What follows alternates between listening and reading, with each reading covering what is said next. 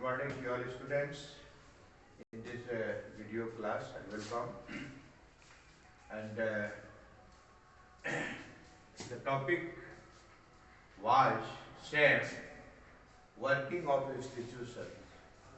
And under this topic we have to discuss about the remaining points of Lok Sabha versus Rajya Sabha. I have already discussed about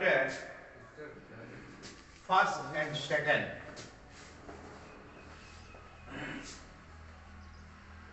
पहला में हमने स्पष्ट किया था कि क्योंकि राज्यों का प्रतिनिधित्व राज्यसभा करता है, इस हैसियत से राज्यसभा ज्यादा इंपॉर्टेंस प्रतीत होता है। दूसरी बात हमने कहा था इसके सदस्यों का कार्यकाल 6 वर्षों का होता है। तीसरी बात हमने बताया था कि अपेक्षाकृत हाईली इंटेलेक्चुअल पर्सन इसमें अधिक होते हैं लोकसभा की अपेक्षा। फिर और भी हमने स्पष्ट किया था कि it is permanent house, it cannot be dissolve, यानी इसे भंग नहीं किया जा सकता है। ये बात सही है। इस हैसियत से लगता है कि इसका इंपॉर्टेंस कुछ अधिक है,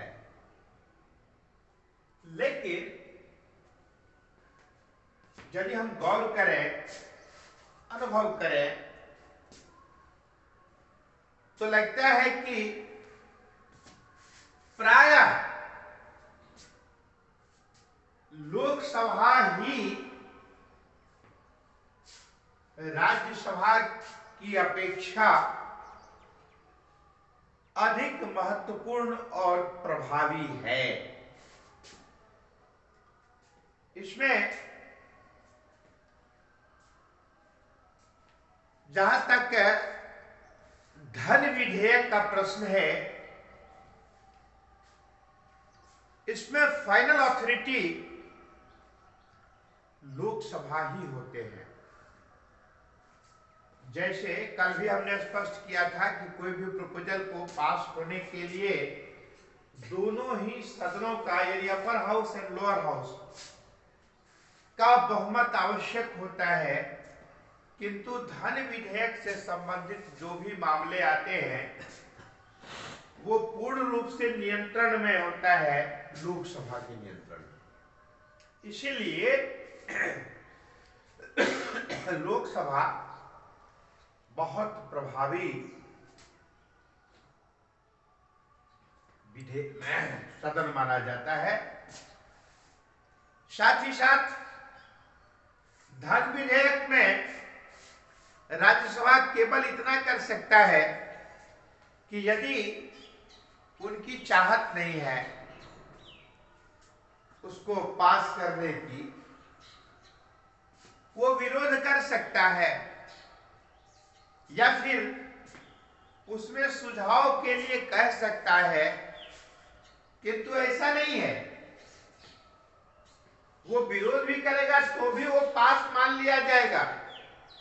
हाँ, उनके पास एक और पावर है कि धन विधेयक को अधिकतम 14 दिन तक वह रोक कर रख सकता है राज्यसभा, अधिकतम 14 दिन, उससे ज्यादा नहीं, स्वतः पारित मान लिया जाएगा। इसीलिए इसका महत्व बहुत अधिक हो जाता है लोकसभा का।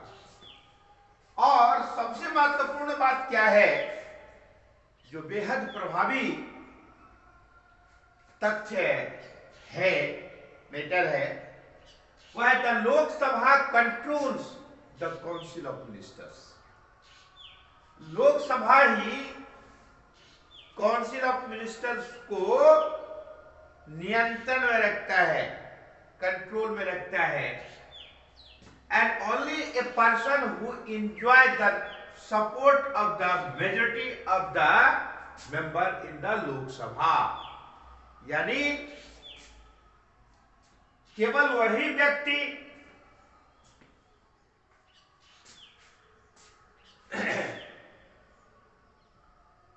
जो मेजॉरिटी में हो,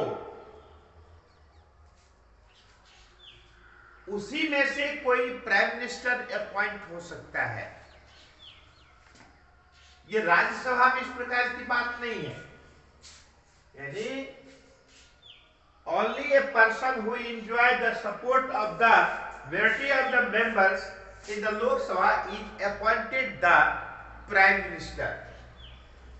हाँ, याद रखेंगे, if the majority of the Lok Sabha members say that have no confidence, यानी यदि उसमें से अधिकांश लोग काउंसिल ऑफ मिनिस्टर्स में यदि नो कॉन्फिडेंस, ये बहुत महत्वपूर्ण शब्द है, नो कॉन्फिडेंस। हमें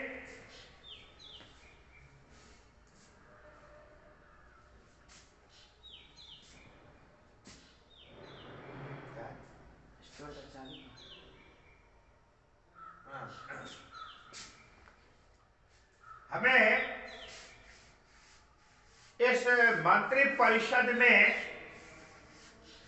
विश्वास नहीं है मोर देन 50%, तब क्या होगा? तब बहुत गड़बड़ स्थिति हो जाएगी। तब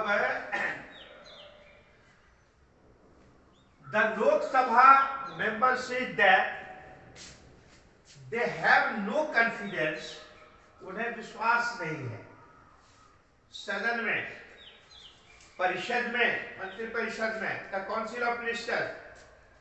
तब क्या होता है? तो all ministers including prime minister, प्रधानमंत्री के साथ ही साथ सभी मंत्री को पद को छोड़ देना होता है, यानी ministers including the prime minister have to quit.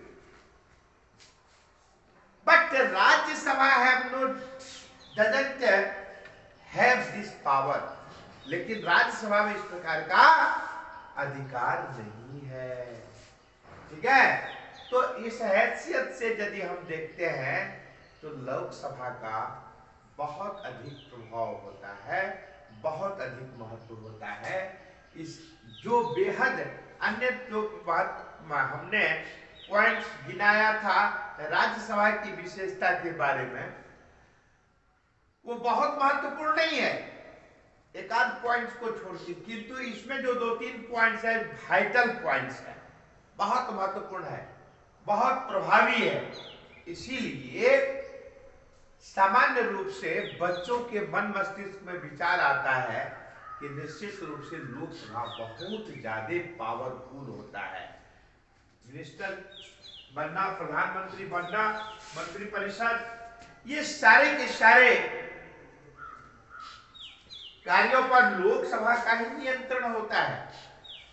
फिर धन विधेयक से संबंधित लोकसभा का ही वर्चस्व होता है, अंतिम निर्णय वही लेता है।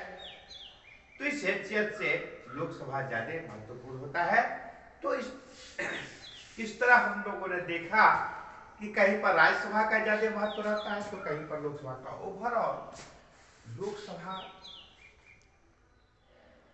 ज्यादा प्रभावी होता है, इसीलिए इसका इंपॉर्टेंस जन सामान्य ज्यादा देना चाहते हैं।